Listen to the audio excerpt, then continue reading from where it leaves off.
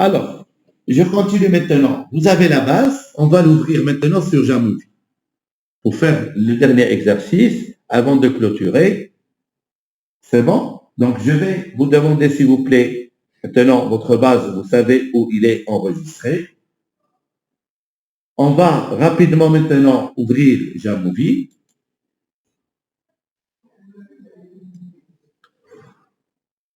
Et vous allez cliquer sur les 3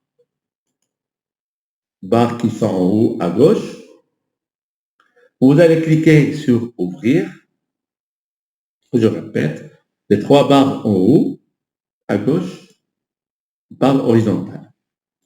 Cliquez sur Ouvrir, allez vers le haut à l'extrême où il y a Parcourir et vous cliquez sur Parcourir et c'est là où vous allez chercher où vous avez enregistré votre document Excel ou bien CSV ou bien JSON si on va l'enregistrer sous forme de Jamovi pour l'ouvrir.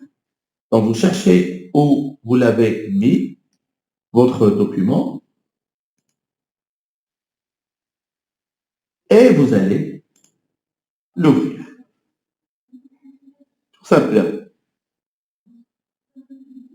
Ça va prendre un petit peu de temps, puis ça s'ouvrira sans aucun problème. Vous voyez, il est en train de tourner.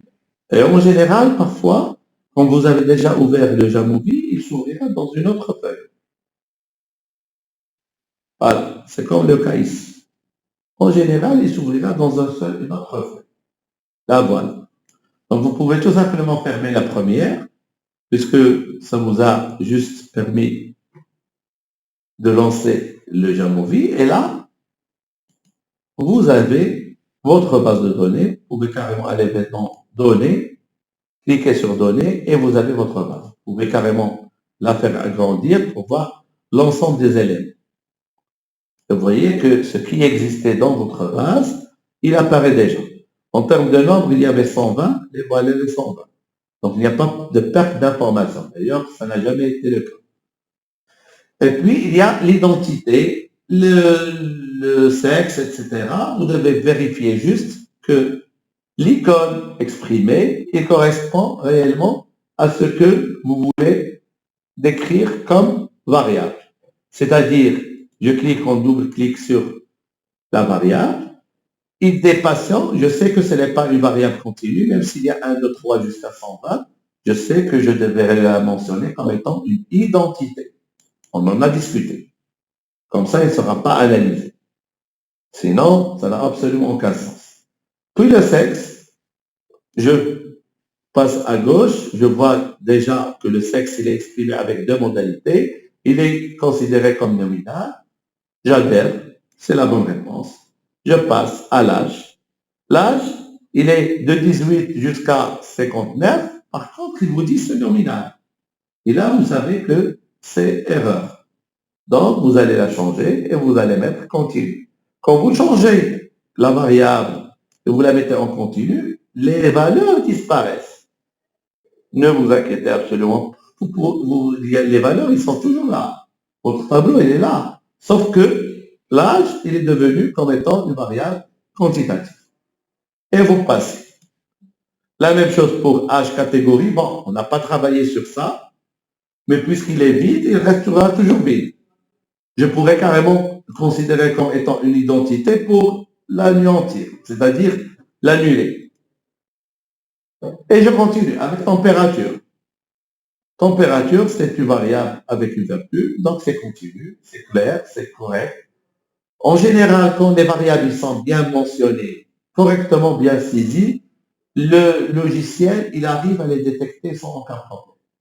Mais parfois, le logiciel n'arrive pas à donner la bonne catégorisation de typologie de la variable, et c'est pour cette raison-là que cette étape initiale est indispensable. Alors, de l'heure il va, et si c'est la même chose, c'est plutôt ordinal. Display, c'est nominal. Stade de la display, je reviendrai vers tout ce qui est ordinal. Nombre de visites ou nombre de médicaments, c'est un nombre. Ça, c'est plutôt entier, mais ça reste toujours continu. Tension artérielle, c'est déjà continu. Alors, hospitalisation avec un oui ou un non, là, on peut la considérer comme une variable nominale. D'accord? C'est bon. Et la dernière, c'est plutôt une erreur. Donc, vous pouvez carrément la supprimer également. Effacer la variable. Donc, ici, qu'est-ce qu'on a? On a déjà les variables qui sont bien codées. Pour ne pas perdre l'information, je devrais juste l'enregistrer, sauvegarder sous, et aller choisir où vous allez la sauvegarder dans votre document. Une fois que c'est sauvegardé, il est sauvegardé sous forme OMV. L'extension OMV veut dire Jamovi. Et c'est cette extension, si jamais vous revenez pour la cliquer dessus, il va vous ouvrir directement le Jamovi en cette position. Maintenant, une fois qu'on a fait ça, je vous laisse chez vous continuer avec l'exploration descriptive qu'on va voir la prochaine fois dans la suite de cette session.